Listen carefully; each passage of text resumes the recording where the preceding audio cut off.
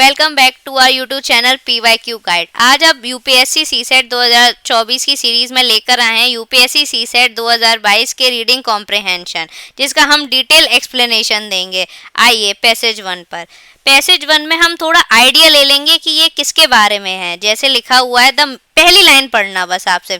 The main threat to maintaining progress in human development comes from the increasingly evident unsustainability of production and consumption pattern.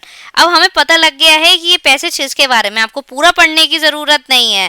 ये हमें बता रहा है कि ये जो अनसस्टेनेबिलिटी हो रही है प्रोडक्शन की और हम ऐसे ही कंजप्शन यूज़ कर रहे हैं, इसके बारे में है पैसेज। तो अब आप सीधे क्वेश्चन पर आ जाना। क्वेश्चन में पहला क्वेश्चन हम पढ़ेंगे, unsustainability in production pattern is due to the which of the following. First, heavy dependence on fossil fuel. Second, limited availability of resources. Third, expansion of recycling. तो ऐसे क्वेश्चन सॉल्व करने के लिए क्या होता है, आपको टर्म देखना होता है। इधर लिखा है अनसस्टेनेबिलिटी, तो आप क्या करेंगे, आप जाएंगे पैसेज में। पैसेज जहां पर भी अनसस्टेनेबिलिटी लिखा हुआ है उसके आगे की लाइन और पीछे की लाइन पढ़ लीजिए। अब जैसे यहाँ पे अनसस्टेनेबिलिटी लिखा हुआ है, हम उसके आगे की लाइन पढ़ते हैं। जैसे current production model rely heavily on fossil fuel. We now know that this is unsustainable because the resources are finite. तो इसमें ये कह रहा है कि unsustainability क्यों हो रही है, क्योंकि हम fossil fuels पे डिपेंड हो रहे हैं। ये resources क्या है, फाइनाइट हैं, बहुत जल्दी खत्म हो जाएंगे, इसलिए ये unsustainable है। और इससे पहले की हम लाइन पढ़ेंगे, ये क्या कह रहा है कि ह्यूमन डेवलपमेंट में इतना प्रोग्रेस नहीं हो पा रहा है क्योंकि हम अनसस्टेनेबल प्रोडक्ट्स यूज कर रहे हैं। तो अब हम क्वेश्चन पे फिर से जाएंगे और वो कह रहा है कि अनसस्टेनेबिलिटी क्यों हो रहा है। तो हमने पढ़ा था कि heavy dependence on fossil fuel है, इसलिए ये सही है। और दूसरा, limited availability of resources. Fossil fuel क्या था, अनसस्टेनेबल इसलिए था क्योंकि ये लिमिटेड है, और लिमिटेड अवेलेबिलिटी ऑफ रिसोर्सेज से अनसस्टेनेबिलिटी बढ़ रही है, दूसरा भी सही है। तीसरा है एक्सपेंशन ऑफ रिसाइकलिंग। अब हमें देखना है ये थर्ड ऑप्शन सही है या नहीं, तो उसके लिए हमें देखना है रिसाइकलिंग का यूज हुआ है। अब हम इसको जल्दी जल्दी पढ़ने का ट्राई करेंगे, पढ़ना नहीं है बट ये देखना है रिसाइकलिंग कहाँ लिखा हुआ है। तो अगर आप यहाँ पे ऐसे रीड करेंगे तो यहाँ पे रिसाइकलिंग दिया हुआ है यहाँ पे। अब बस ये स्पेसिफिक लाइन पढ़िए, some developed countries have begin to alleviate the worst effect by expanding recycling. तो ये तो एकदम उल्टा कह रहा है, ये कह रहा है अगर आपको अनसस्टेनेबिलिटी कम करनी है तो आपको रिसाइकलिंग एक्सपेंड करनी पड़ेगी। तो ये आंसर तो बिल्कुल हो ही नहीं सकता क्योंकि ये जस्ट इसका अपोजिट है। अब हम जाएंगे इस पर, 1 and 2 only, 2 only, 1 and 3 only, 1 2 3। अब जैसे कि हमने देखा 3 हमारा कट आउट हो गया है, तो हमारा आंसर हुआ 1 and 2 ओनली। ऐसे हमें पैसेज को अप्रोच करना होता है। अब दूसरा क्वेश्चन आ जाते हैं, develop countries can support developing countries transition to sustainable human development by. अब हमें देखना है ये स्टेटमेंट दिया कहाँ है। आप जल्दी से घुमाएंगे, पूरा पढ़ने की जरूरत नहीं है। आप आएंगे लास्ट में लिखा हुआ है, develop countries need to support developing countries transition to sustainable human development. अब इसके बाद की तो कोई लाइन नहीं है, तो आप इससे पहले की लाइन पढ़ लीजिए। क्या लिखा हुआ है, but most developing countries are hampered by the high cost and low availability of clean energy resources. तो क्या हो रहा है, उसने बोला है डेवलप कंट्रीज को, डेवलपिंग कंट्रीज को हेल्प करना चाहिए।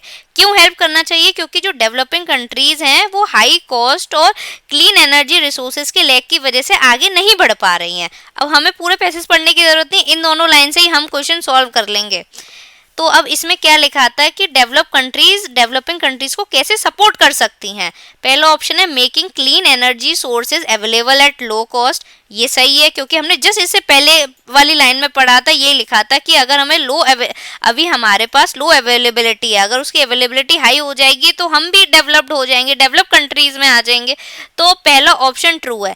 सेकेंड ऑप्शन है providing loans for improving their public transport at nominal interest rate.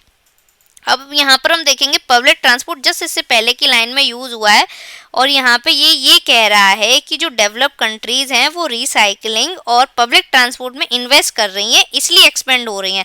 तो फिर अगर हमें भी लोन मतलब डेवलपिंग कंट्रीज को अगर लोन मिल जाएगा एट नॉमिनल इंटरेस्ट रेट, तो उनके लिए भी वो डेवलपिंग से डेवलप्ड हो जाएंगी, तो ये ऑप्शन हो सकता है। थर्ड है encouraging them to change their production. Encouragement से कुछ नहीं होता है, कोई सपोर्ट नहीं मिलता है, तो ये ऑप्शन तो बिल्कुल हो ही नहीं सकता है, ये इलॉजिकल है। तो थर्ड तो क्रॉस आउट हो गया। तो फर्स्ट एंड सेकंड देखेंगे ऑप्शन में है या नहीं। या ऑप्शन बी है 1 एंड 2 ओनली, इसलिए इसका आंसर रहेगा 1 एंड 2 ओनली। आपको पूरा पैसेज पढ़ने की ज़रूरत नहीं होती, उससे पहले के और उसके बाद के पढ़िए, और बीच में अगर आपको किसी ऑप्शन पे डाउट हो रहा है तो वो टर्म तुरंत देखने का सर्च मारिए और उससे आगे पीछे की लाइन पढ़िए, आपको आंसर मिल जाएगा। ये पैसेज 1 सॉल्व हो गया। अब हम आते हैं पैसेज 2 पे। पैसेज 2 पे सबसे पहले हम थोड़ा आइडिया ले लेते हैं कि क्या है पहली लाइन पढ़ के। Unless the force and tendency which are responsible for destroying the country's environment are checked in the near future and afforestation of denuded area is taken up on a massive scale. तो कहीं ना कहीं यहाँ पे country environment के जो destroy हो रहा है उसकी बात की जा रही है, अफॉरेस्टेशन और इन सब चीज़ों से। अब हम क्वेश्चन पढ़ते हैं, क्वेश्चन में क्या क्या रहा है। According to passage given below, deforestation and denudation will ultimately lead to which of the following? First, ये क्या कह रहा है, डिफोरेस्टेशन और ये डेनोडेशन हो किस वजह से रहा है। Depletion of soil resources, shortage of land for the common man, lack of water for cultivation. अब हमें देखना है डिफोरेस्टेशन एंड डेनोडेशन यूज कहाँ हुआ है।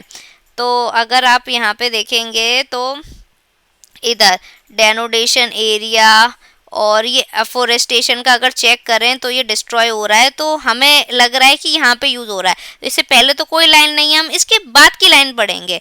The harshness of the climatic condition and the soil erosion by wind and water will increase to such an extent that it will gradually become impossible।